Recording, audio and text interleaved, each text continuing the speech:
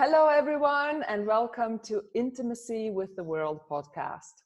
I am Dorita Holm, your host on this show, where we explore what really matters to live a meaningful and engaged life.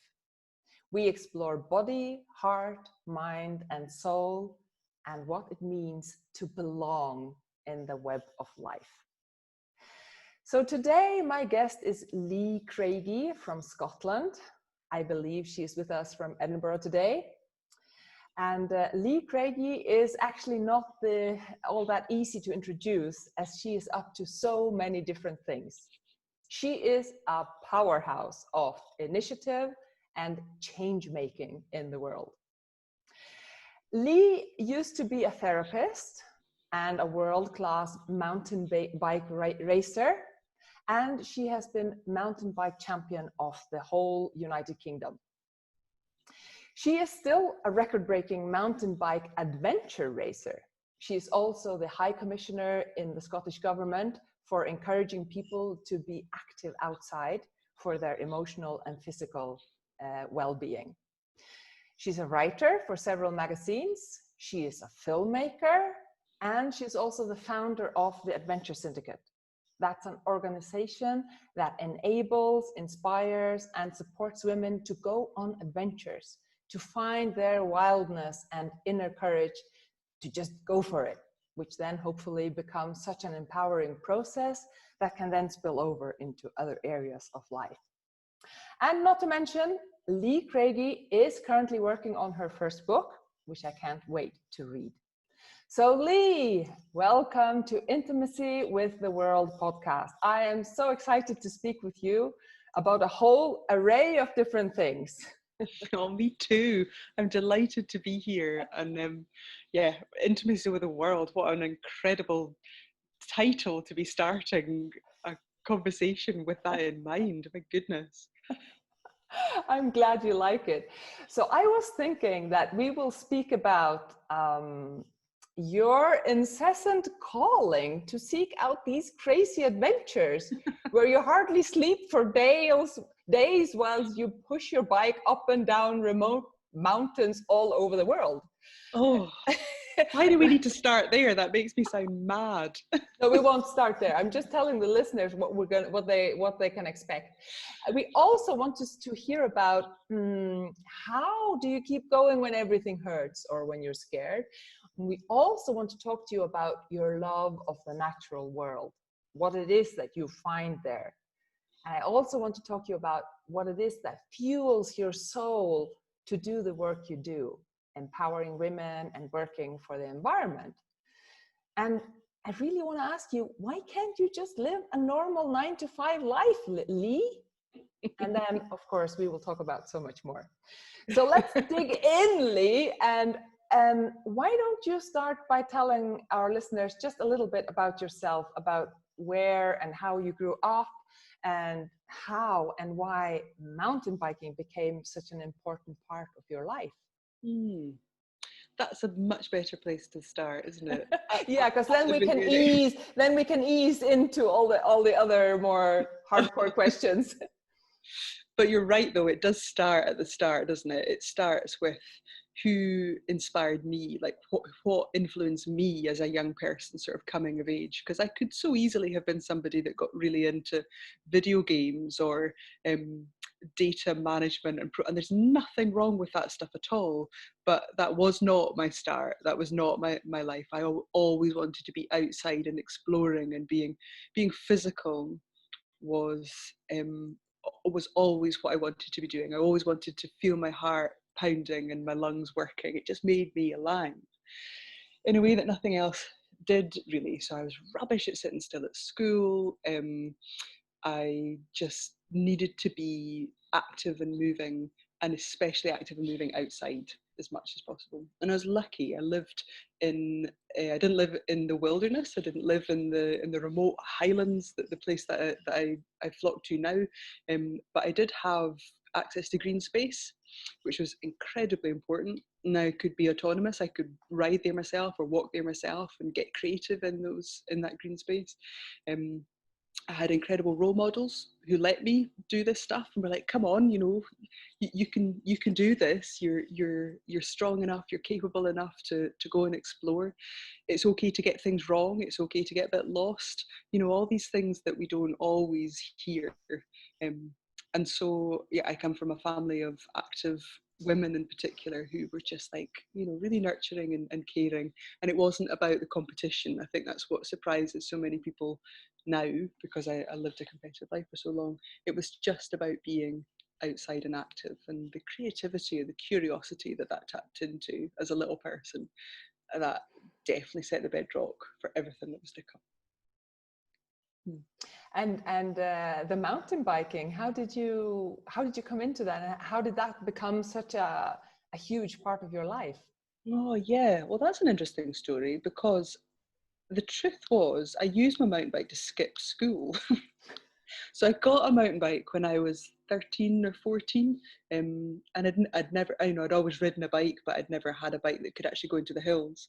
And when I was 13 or 14, I would sit in French class in my school and I'd look at the Campsie Fells, at the closest mountains to us, be like, I want to be there. I do not want to be sitting in this French class. I want to be there. And so I just skipped school one day on my mountain bike and I rode for miles. Like I'd probably never ridden more than 10 miles in my life. And that day I rode for 40. Went right over into the Campsie Fells, dropped down the glen on the other side, and was really nervous, really scared. I'd gone a long way from home. I wasn't sure if I was going to be able to get home. Hadn't taken any food, didn't have the right equipment, didn't have a waterproof jacket, nothing. But I survived that, and I totally stretched my comfort zone, and I came back exhausted but buzzing, thinking, oh, if I could do that, what else can I do? And it just totally captured my imagination, that being able to travel autonomously, completely self-powered. And there was probably a little bit of it was I should have been somewhere else as well, that it made me feel really extra specially excited. The naughtiness in you. Naughtiness in me. But we just don't allow that in our kids, I think, now. You know, we're just like, no, you know, toe the line, stay inside. You must do this, this, and this, and you have to achieve certain grades. And there's not tons of space to just experience joy and just explore and be curious, is there? Yeah. Yeah, that's such a wonderful description of you looking out the window and saying, I want to be out there. I love that. Yeah. So so then you raced bikes for, I mean, you were a world-class mountain bike racer, but I'm more interested in what you do now, about this incessant calling in you to seek out adventures where you hardly sleep for days whilst you push your bike up and down really remote mountains and sleep under a rock and, you know, actually sometimes hurt yourself, but still keep going. So what is it that calls you to these races that go over, sometimes over a whole week, where you have to be completely self-supported and just be out in the wilderness, in the mountains, fending for yourself with nobody else to help you, to support you? What is it that calls you to do that? It must be incredibly painful sometimes. What calls you to that kind of adventure? It's an excellent question, and it's one that I get asked all the time, especially from people that really appreciate being in nature and enjoy being outside, and they're like, you're just racing through it, why are you doing this? You know, you must be just so focused on going fast that how do you get a chance to see anything or appreciate anything? And I suppose I like to ask the question, do you ever go for like a walk or a run or a ride and you're not actually present, like you're not actually there? You can be walking for an hour and you can suddenly look up and be like, oh, actually I've not taken any of this in. It's actually quite beautiful. And then you go back to being inside your head and thinking about the future or thinking about the past. So that happens to me quite a lot. I've got a busy brain, and I'm not skilled enough at quietening my mind to be able to be present in those, even when I'm outside, even though I know it's beautiful. Sometimes I can't feel that beauty, I can't feel that joy. And these races strip that right back. So the first 24 hours that stuff still happens. You think, oh, am I going fast enough? Have I got all my kit and equipment all sorted? Where am I going to sleep tonight? What am I going to eat? Have I eaten enough? Who's behind me? Who's in front of me? Have I put the right tires on? And then eventually the tiredness just eats through all of that superficial anxiety, and you're stripped bare. You're just left with the simplicity of just moving through the landscape, you know, and you can't hemorrhage energy, that emotional energy, by thinking that way anymore. You have to just be there. And if you can't be there, and you can't just allow all of that to fall away and you to gather energy from your surroundings, then you're not going to finish that race. You're just going to hurt. And so the secret comes in after that 24-hour period where you've broken down all those barriers, and then you're in a place where you can actually feel huge joy. You know, your senses are so heightened. You can smell everything. You know, every bite of any food that you taste is just so satisfying and vibrant, and you just get absolutely absorbed in the present. And that's why I do it. That sounds amazing. So that's what other people sit down in a monastery for months to try and get to that kind of state. Just push hard up a hill for 24 hours without sleeping and eating, and that's how you get there.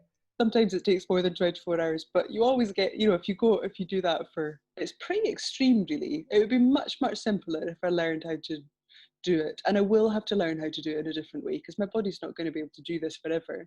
It does feel like a cheat's way to access that bit of me.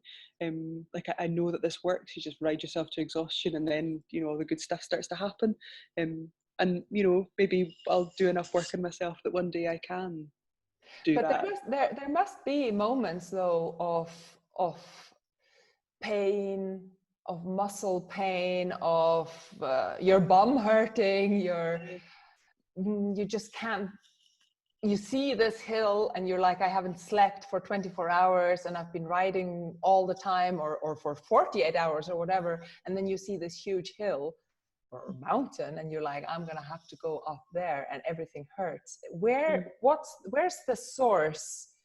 What do you draw on in those moments where you're just tired and you just feel like, there must be moments where you feel like giving up?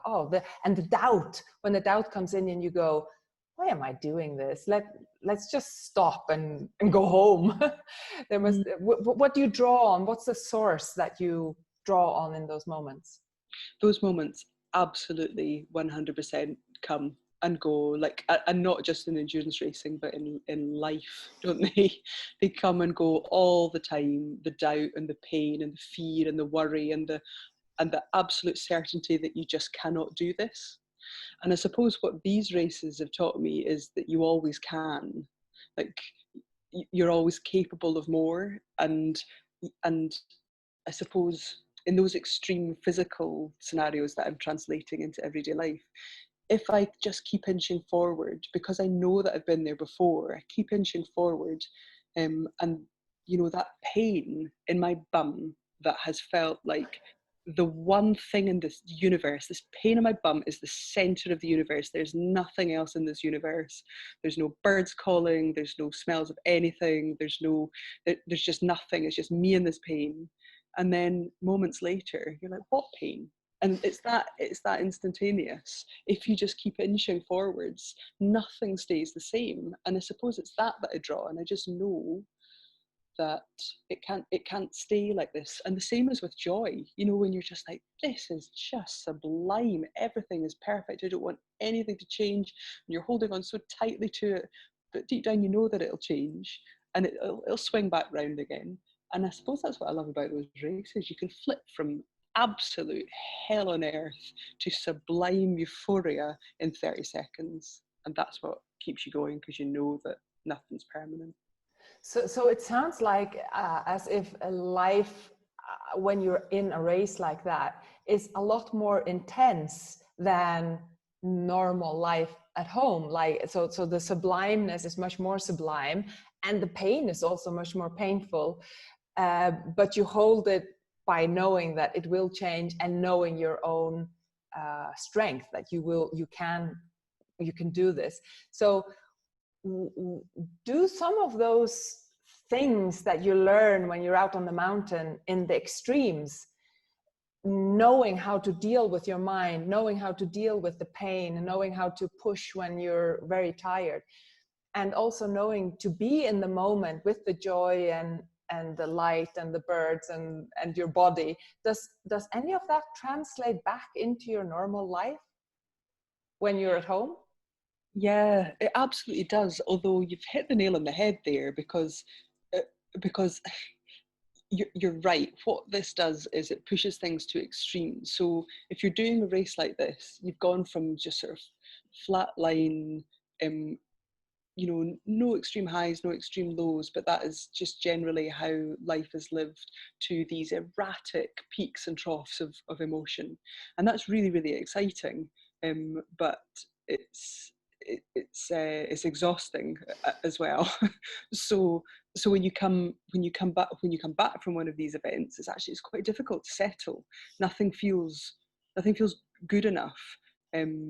After that initial, oh, it's so lovely to stop and just to be and to sit. You've got a lovely period of just utter calmness, and then you do return to it's like you've shaken up your equilibrium, and it's difficult to stay still. And I suppose that's the bit that I mean.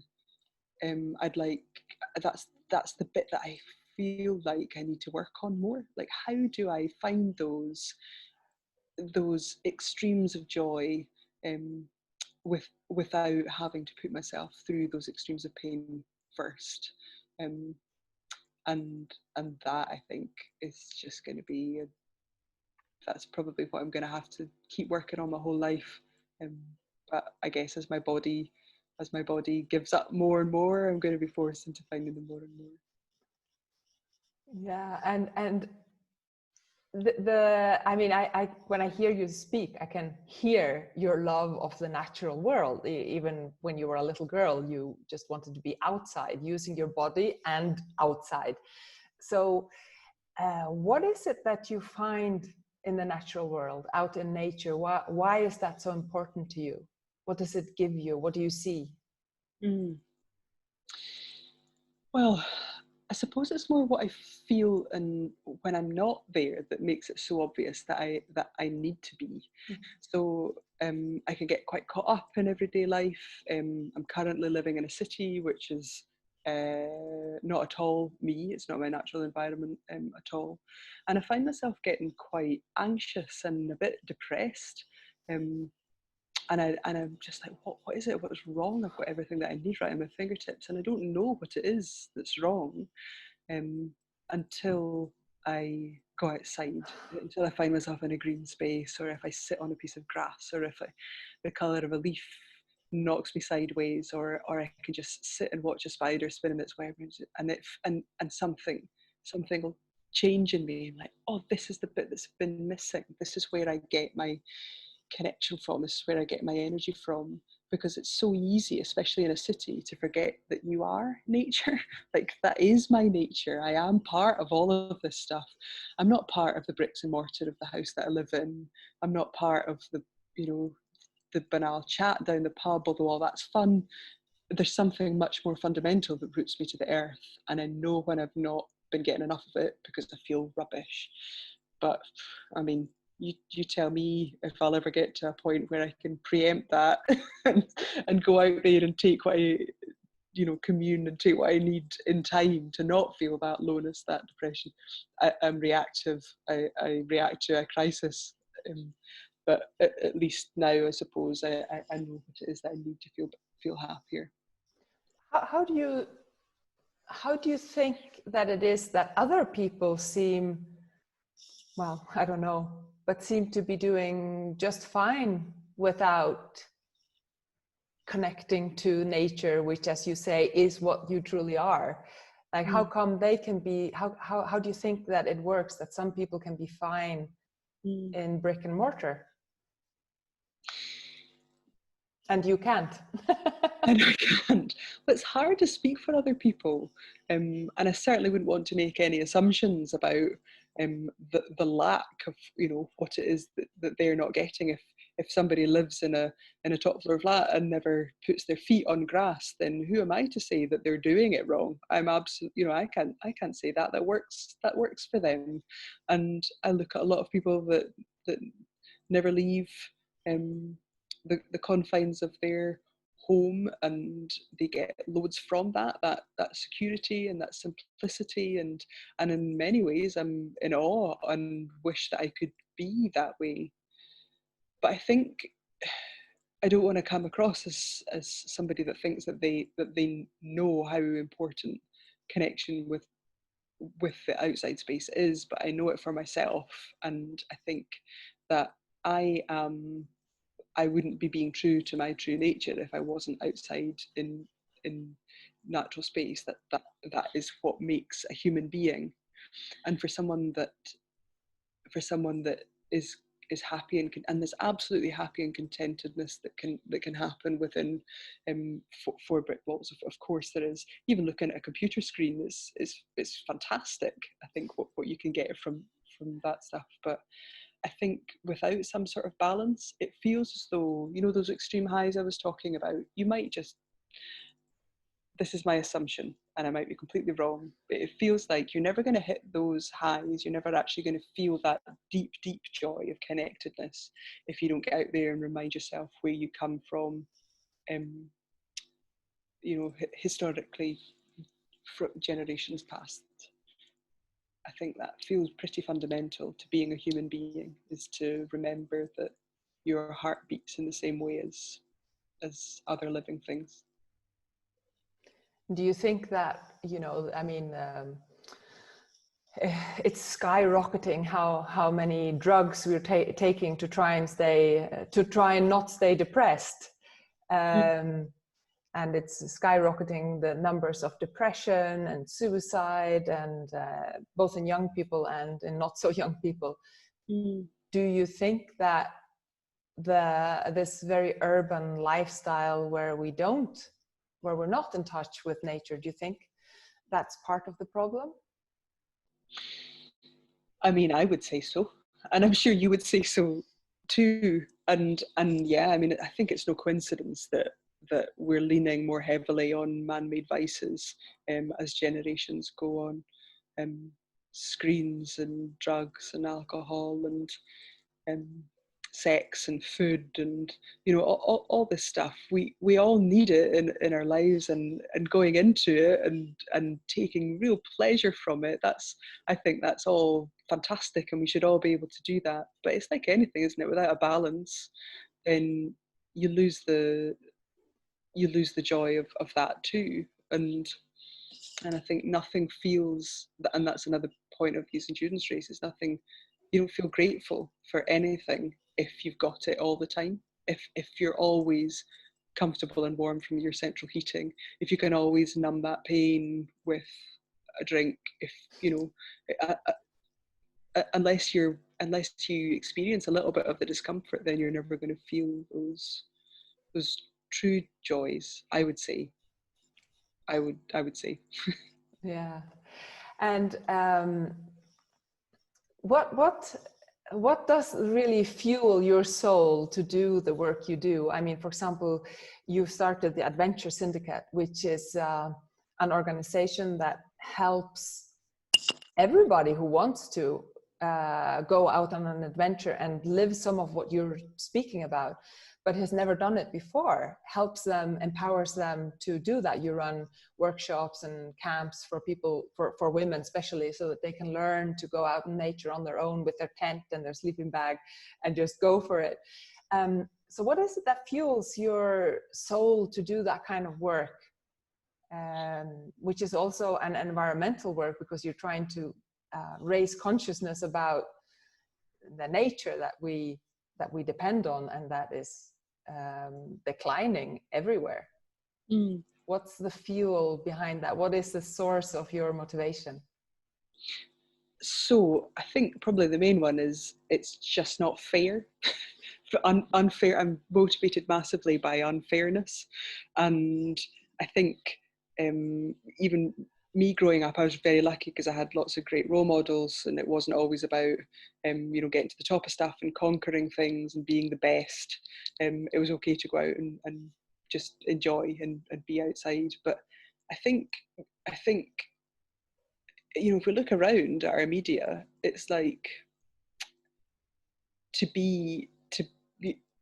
be outside and doing this stuff, you need to be strong, and you need to be infallible, and you need to achieve. And there's this really powerful narrative around conquering stuff, claiming stuff, smashing through discomfort and pain, and being, a hero. And I don't think that it doesn't massively motivate me. The idea of having to go out there and be a hero, who wants to do that? It sounds like loads of hard work. And so to reshuffle that a little bit, turn that on its head and say, actually, you don't need to be a hero to do this stuff. In fact, it helps if you're not. It helps if you can just open yourself up a bit and just, show your vulnerabilities and show that you get it wrong and be okay about making mistakes. That's when the valuable stuff happens. And so it didn't feel fair that message wasn't out there, and that loads of people were being put off by it, especially people that maybe weren't competitive or didn't, weren't naturally physical. That world wasn't for them. I was like, what a shame that is. And on top of that, people thought, well, I live in the city, and so there's nothing I can do. I can't get out there and do that. That's all nonsense. There's you can go out and enjoy being outside no matter where you live. You can always connect to green space no matter where you live, and just about putting a bit of a bomb under that, and just making sure that everybody knows that they're welcome, in the outdoors. The outdoor adventurous activity, the way it's portrayed, is just a load of nonsense. And everybody's welcome. In fact, everybody should be absolutely 100% encouraged, because I think without it, we're in trouble. Wow, that's so inspiring. I can't help wondering, I mean, you were a hardcore racer. I mean, racing around mountain bike courts, very, very technical, and you were working with British Cycling, and you were at the top of your game, and competing in the Commonwealth Games and in the World Cup and all this. I mean, it sounds very different what you're doing now and what you're trying to empower especially other women to also come out and enjoy mountain biking and enjoying nature. Sounds very different from when you were racing, which is a totally different game. So is this like a realization that has grown in you, that you don't have to always compete and that you can enjoy mountain biking and all this without the competitiveness, and that it's suitable for every kind of body? How do you, I mean, you were an elite athlete, so how did you come to this realization? It sounds very different from when you hear athletes talk. And I think that is very astute of you, because I am not talking like somebody who had an international sporting career. And I suppose that was always there, like right from the very start. I always had this real discomfort between, this juxtaposition between being competitive and wanting to win stuff, and actually really sort of feeling that being undermined all the time, because I kind of had one eye on the fact that this stuff actually isn't very important. So I was always in this sort of dilemma. I'd be on a start line and I'd prepared to the nth degree to make sure that I just did the best that I possibly could in that race. And then I would get into it, and I'd be like, actually, this is really not that important.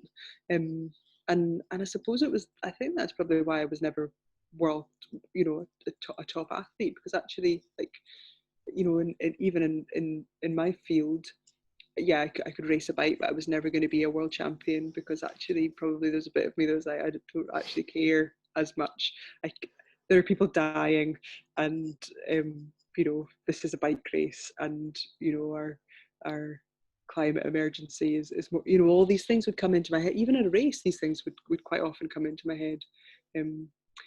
But that's not to say that I didn't love it. as well. Like I really, really enjoyed that single focus of, and the curiosity. I was really curious about what I could achieve if I just focused on this one thing.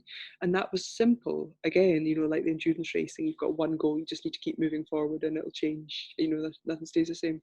And so that curiosity drove me and kept me doing what I was doing. And I loved it. I loved the hard training. And I loved what it meant that my body could then go out there and do. But when it came to actually beating other people and stuff, yeah, I guess I could turn it on, that instinct, but it wasn't natural. I don't think it was ever natural. So you sound like a very driven person. Like you have a lot of purpose. It's like, well, when you go for something, you go for it, and you've taken a lot of initiatives in your life. You started another business in Inverness, also helping, what was that called? The psychotherapy, yes, which is still running in Inverness. And so you seem very purposeful. How do you combine this purposefulness, this being on purpose and going for things? I mean, now you're working in the Scottish government and working for the improvement of mental health and physical health by trying to get bike paths in the city and these kind of, how do you combine your very drivenness and your purposefulness with a life that feels whole and present? You were speaking about presence before, that's what you really enjoy in the mountain. You find that presence. I'm just here in my body, in nature. So how do you combine those two? How do you get them to live together? Very badly, I think. I think I do it really badly. But I'm aware that I'm doing it badly. Like you're absolutely right. I feel like I live my life with these two sort of conflicting parts of brain where I am focused on something, and it's almost that focus that takes me to an extreme that makes me realize how much I'm missing this other bit. And so I'll go and submerge myself in this other bit and really fully and appreciate that and embrace that this is everything that I need from life. But then I'll get pulled back into a different way of being, and I used to think that maybe I might find balance where I could live my life on this even keel again. But I don't know, I'm sort of beginning to think maybe I should just give that up and just relax into the fact that I'll always have these extreme highs and extreme lows. And sometimes I'll get the balance utterly 100% wrong. But in doing so, I'll learn something about myself. I'll never be somebody that sits in the top floor flat in a city centre, and that will be my life, because I'll get extremely low, and so I'll ricochet off somewhere else. And it's that same drive that gets adapted to mean that I can complete an endurance race, or that I could complete, set up an organisation that challenges social inequality or encourages other people to do stuff. I think it's that same thing. And while on a bad day I'd be like, oh, I wish I didn't have that bit of my personality. It'd be so nice just to be content all the time, just on an even keel the whole time. But I'm not sure that's definitely not me now. It might be me one day, but it's not me now. So a 9-to-5 life, like a normal life, even if it wasn't in a city, if it was, is that like just out of the question for you?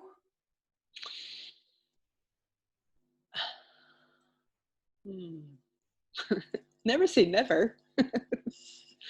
I suppose when I think about the structures of my days when I was racing, following a training program, adhering really strictly to what I could eat and how much I had to sleep, and I mean that's way more restrictive than a 9-to-5. And yeah, there was I was seeing different things, I was traveling places all the time, and there was new experiences all the time. But yeah, I mean anybody can adapt, and I think it's that. But it's I'd like to think that I could do a 9-to-5 if that was what life threw at me, because I'm going to learn just as much in towing that line as I did the racing line. And I think it's probably that, just not closing down to any situation that might come my way. That'd be such a shame, because I think even if it's not the right thing for you, that if you close down to stuff before it's even offered, then no growth's going to happen. So go on. Yeah. Give us a 9 to 5. See how we get on. Yeah, I like that curiosity, like, well, why not, like not barring anything, but saying, who knows? Yeah, I think it's important, isn't it? Yeah. I think that's really important. So what has being out in the mountains for weeks at a time like that, in those extreme conditions, what do you think that has taught you about human beings and about life and what's important in life? What do you think is important in life? I think what is taught is that there's actually not that much that's important in life. Like there's a handful of things in our lives that is worth getting stressed out about, and you go into these races, like I said, with loads buzzing about your head, and before long that's all gone, and you realise just how much of your brain space is taken up with the superficial stuff, how much energy you waste thinking about stuff that is just really not important in the slightest. And that's what I just love about being outside with with absolute minimal equipment, with a tiny little stove and a waterproof jacket and a sleeping mat and a bivy bag and some food. And that is all you need to survive. And it's just incredible to me that I can be absolutely euphorically happy with just that and nothing else. I'll change my socks and to a different pair of socks, and I'm just like the happiest person in the world. And I get back home and I'm surrounded by stuff, and I've got drawer fulls of socks, and they're not going to make me happy. So I think it just tweaks your whole reality, makes you really consider what is the handful of things that are important actually in the bigger scheme of things. It just gets rid of all the chaff, and you're just left with the really big, meaty, important questions.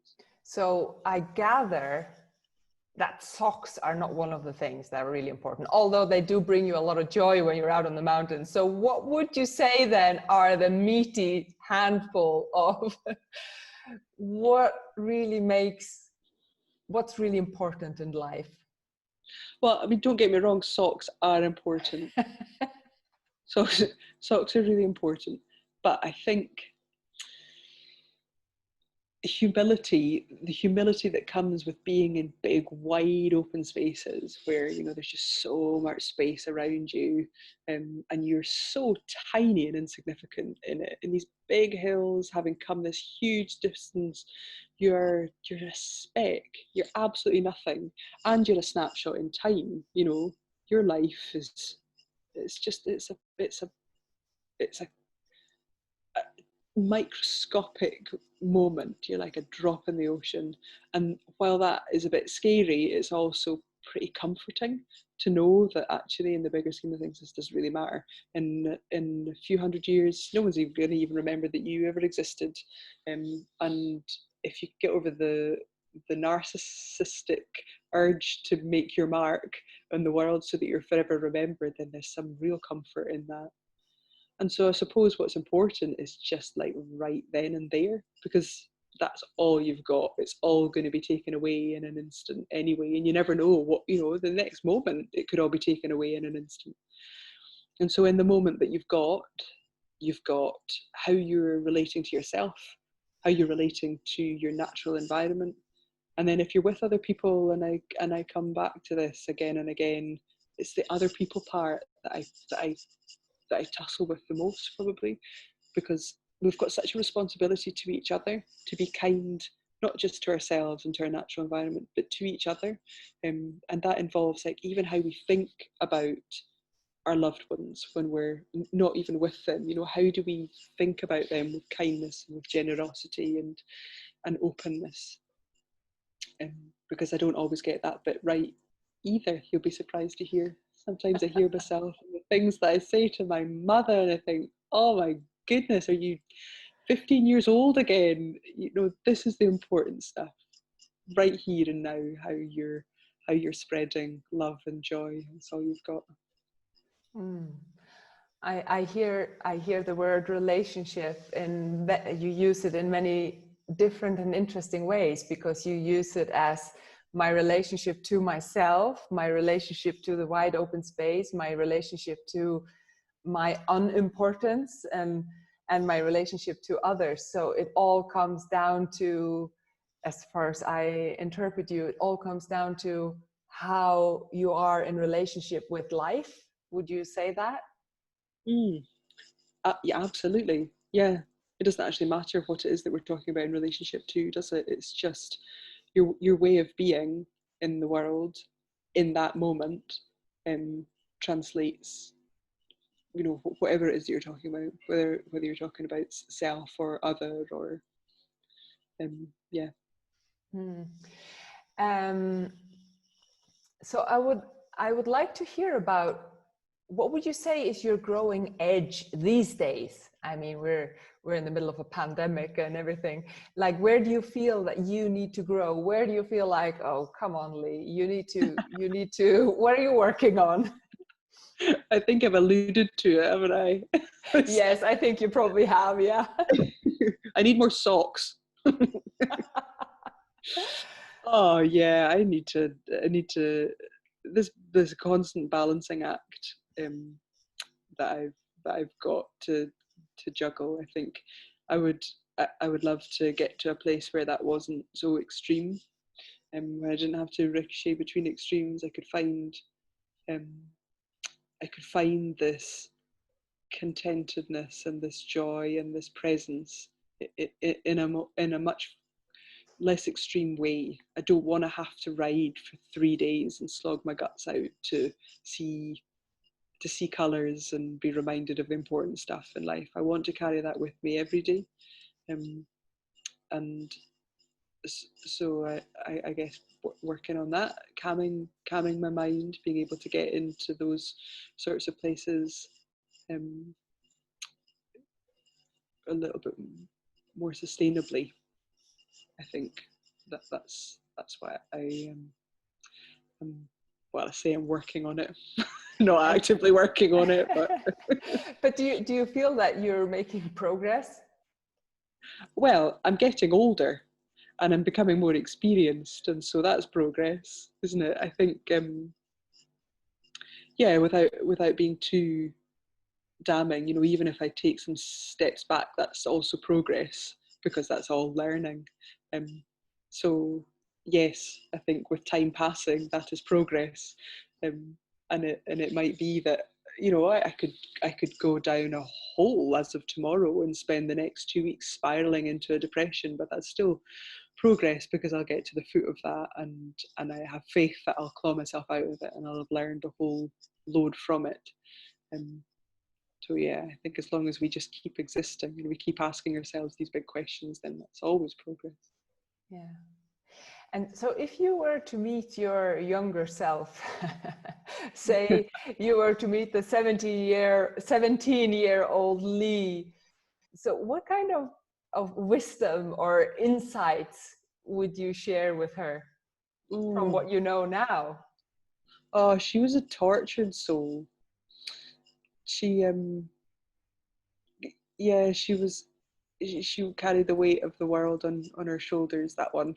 And I suppose I would encourage her um to lighten up, and to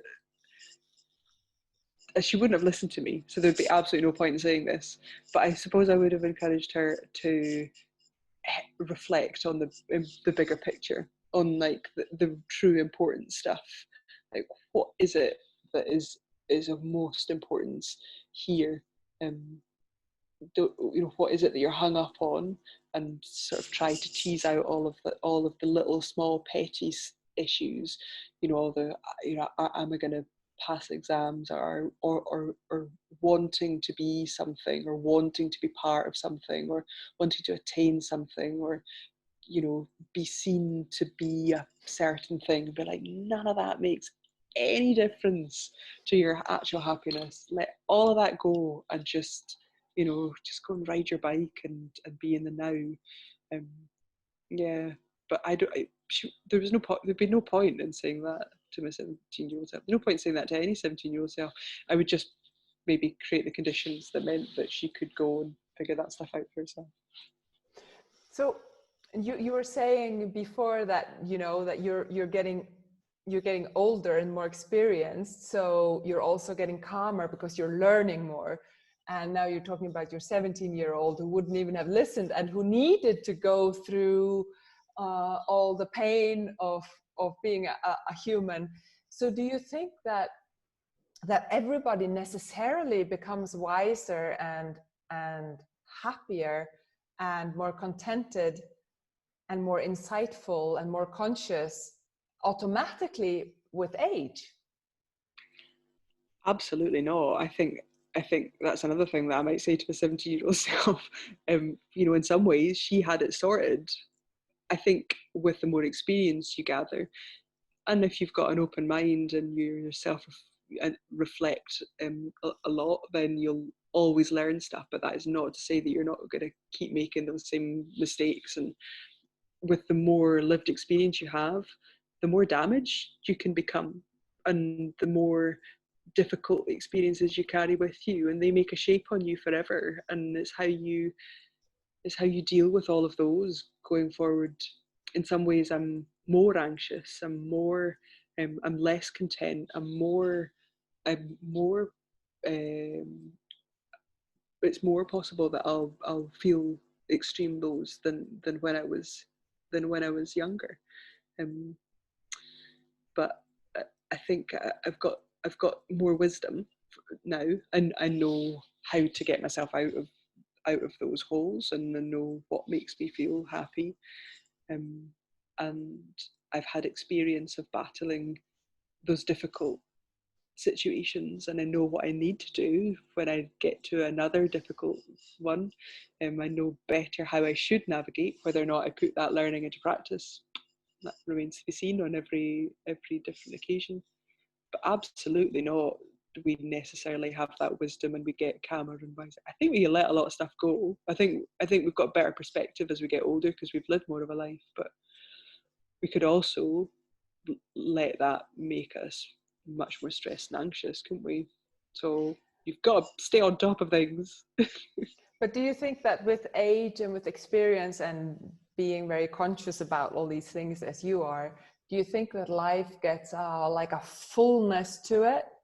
It might not become easier because some things maybe feel more, there's more weight in some things than when you're young. But is there something to be gained by this fullness? Is there a fullness at all with age and experience? Yeah, so I think with the more experiences you gather and that you spend time reflecting on, the greater your pool of emotions, I suppose, and times that and things to reflect upon. And like you say, I think perspective comes with the more experience you have, then that makes that pool, I suppose, that you're drawing from richer, deeper. But it can also be the opposite. You know, if you have a bad life, if you have a period of terrible tragedies, then it can go the other way, and we don't always have an everyday choice to react in ways that are going to keep us open and young and happy and curious. That bit might get squashed out of us. So I don't think it's nearly as simple to say, oh, you know, you get perspective and depth and wisdom, and you'll automatically grow as you get older. It's a constant work in progress for me, and I think it would be negligent to ever think that I could rest on my laurels and rely on experience daily. How am I going to react to that thing? How am I going to react to this thing? Oh, that thing catapults me back to that time when that happened. you know, it's constant, daily. Yeah, that's very interesting. How life can squash us, and whether we're up to the whether we're up to it. Yeah. So this podcast is called Intimacy with the World. What does that phrase evoke in you, being intimate with the world? For me, I love that, by the way. I love the title of that. I think if you can move through life thinking that, you've asked me, what do you think the most important things in the world are? If you can move through life with that, I think just at the back of your head, the importance of remaining intimate with the world, then that will affect every communication that you have with, the person on the street, or with, that moment listening to that bird song, or that moment with yourself and your own heartbeat. Because I think for me, it means an openness. That closeness doesn't come unless you're open. And with that openness, you're very vulnerable. It's much safer to live in a closed off way, isn't it? The difficult stuff doesn't find its way in, and it can't hurt you. But if you don't stay open, then you're not welcoming of the difficult stuff as well as the joyful stuff, then you're never going to feel intimacy. And a bit like those peaks and troughs, as opposed to that level way of living I've talked about. I'm so glad that although it's not always easy, I'm so glad that I'm open to intimacy, because I think what's the point in life otherwise? You've only got one, and if you're not going to throw yourself open to the love, and inevitably with love comes grief, then what's the point in living, really? Oh, wow, that's very beautiful. That's really inspiring, because I hear relationship again, like the relationship with the world, and that you can only really have it with the world and with the life and yourself and the people you care about if you're open to be vulnerable and really put yourself out there. So that's very beautiful. Yeah, that's inspiring, I think. So before we go into the end of this podcast, I'd really like to hear about the book that you're writing, soon to be published. Oh, not that soon to be published. So what is it? What could you tell us? What are you working on? Is there a title? It's called Other Ways to Win. Ah. Working title, might change, but I quite like it. So yeah, I suppose it touches on the idea that well, I suppose I've talked quite a lot about these opposing different parts to my personality, and how I lived for a long time with that, that the focus on a professional sporting goal, before, I suppose, really embracing that the other part of me would be starved if I just focused on that and nothing else. And so I suppose in Other Ways to Win, I'm talking a bit about all the different ways of being, and how trying to expose those as intimacy with the world can be a performance enhancer, I suppose. Let's not think about these as two different ways of being. If you experience love and joy and can stay in the moment, then that there's real strength and power and passion to be derived from that can then really make you goal focused. So it's all one big melting pot of just muddling through, and ultimately that's what this book's going to be: big muddling melting pot mess of stuff. I can so much hear that you're in the middle of writing, and that it is sometimes very frustrating to write a book. Oh my goodness! Sometimes it's lovely, sometimes it flows, and then other times it's just like, what am I doing? This just feels so painful. But then, just like everything we've talked about, sometimes you hit a sweet spot, don't you? And it's just spot on. You wouldn't want to be anywhere else. You're so focused and involved in that task. So yeah, looking forward to my next run of focusedness. Yeah. So thank you so much, Lee. This has really been a delight to speak to you. It's really interesting to I can really bodily in my own body feel how you're trying to hold life, how you're trying to be so open to life and to the pain of it and to the joy of it, and how you're really like on that balancing act all the time. And I find that very inspiring, because I think a lot of people are finding, I mean, life is difficult, you know. So to hear somebody as accomplished as yourself, to hear how you do it and how you're so open about it being difficult, but that doesn't mean that the difficulty can also bring about all that joy, no? So it's really inspiring to hear how you hold it, and I can feel it in my body, how you're holding it and how you're working with it, and how you're saying, I'm in a relationship, I'm going to make this work, I'm going to open myself again and again. So that's been a real inspiration to me, and thank you so much. I really appreciated this conversation. Oh, it's been my pleasure. Thank you so much for being my listener. So I really hope you enjoyed this episode with Lee Craigie. And thank you so much for listening to Intimacy with the World podcast with me, Dorita Holm. And please be sure to subscribe and rate the podcast on your podcast provider. Or if you are tuning in on YouTube, please subscribe here below and be sure to like it and leave a comment. This helps me improve the podcast, and it also helps other people find it. So thanks again, and see you next week. Be well, everybody.